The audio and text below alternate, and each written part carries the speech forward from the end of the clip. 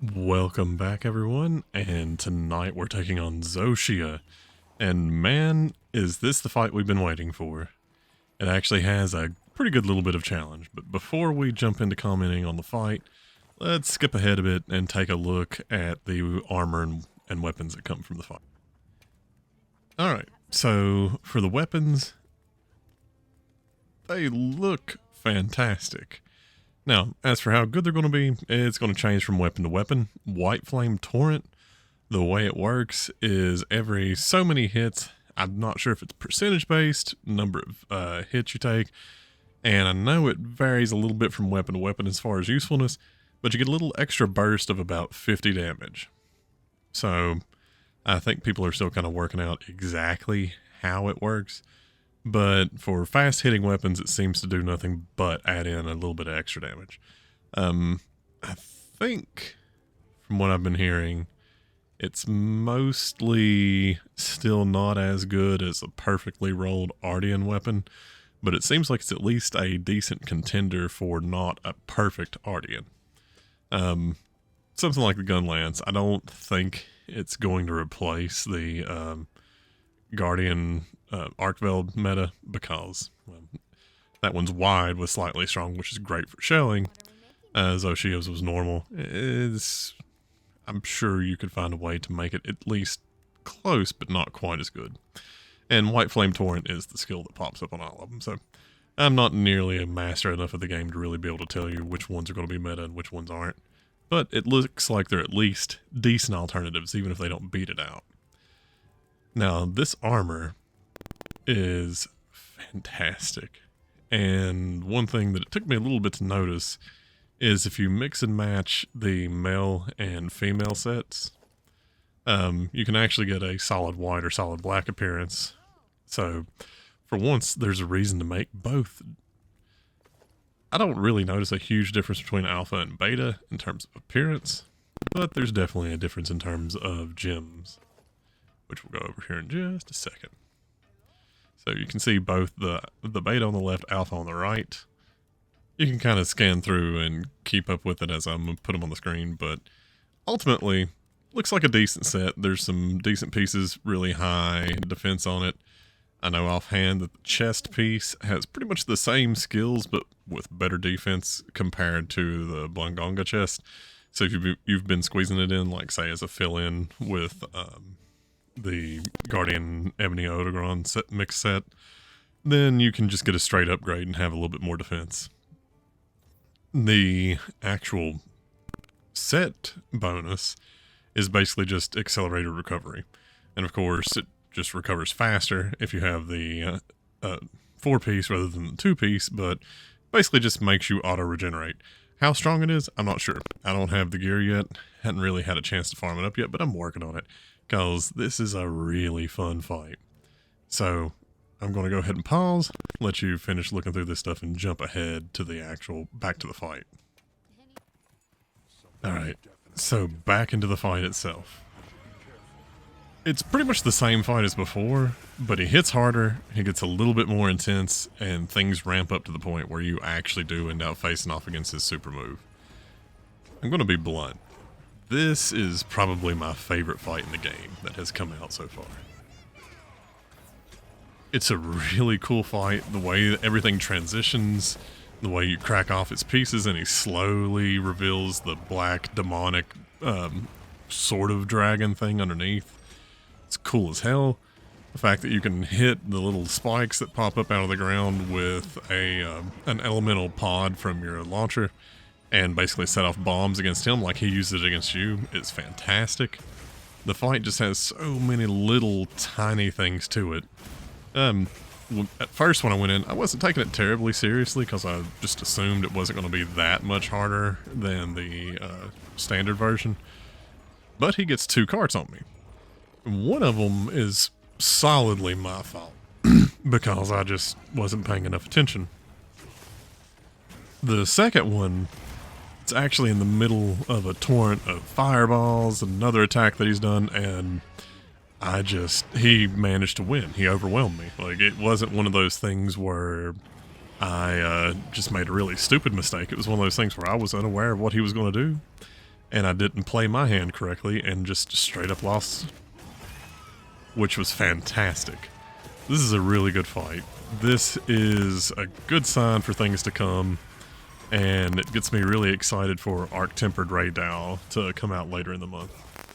But this is very enjoyable. I'm just going to be quiet at this point, let the rest of it play out, and you can continue watching if you want to, if you want to see a little bit of a preview of what's coming up from someone playing against him that's just a normal, average player. Like, I'm not great, I'm not terrible, sort of halfway in between. I definitely won't be playing with other people online against him until I actually get to the point where I can kill him without carding. But, and by the way, that's just my general philosophy. I play monsters offline until I can kill them consistently with one or fewer cards before I ever go online to do anything against them. And I think that's the only real fair way to do this. Unless it's something like in World with Safi Jiva where you just don't have a choice. You have to learn with other people, and in that case, you just gotta be patient with people.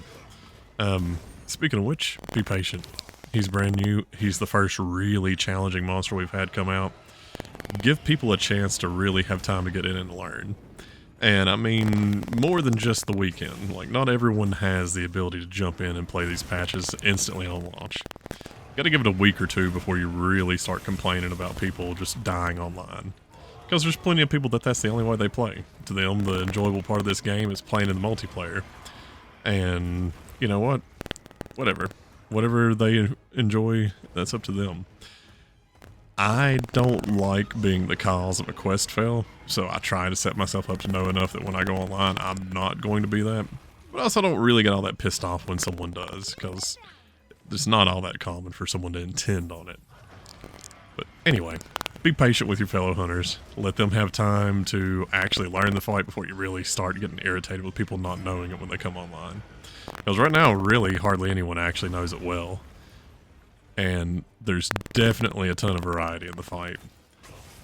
Anyway, you all have a good evening. I hope you enjoy watching the fight. And remember, most of all, if I can beat it, so can you.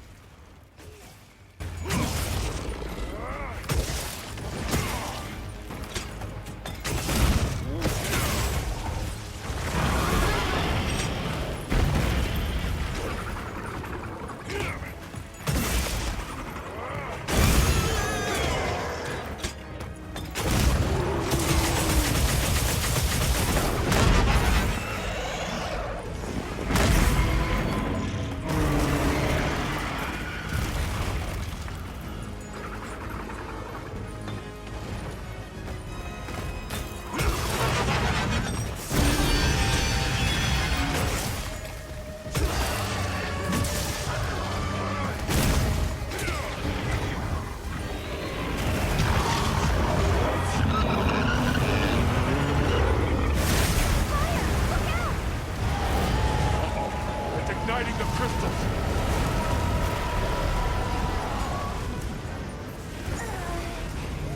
I can feel another light.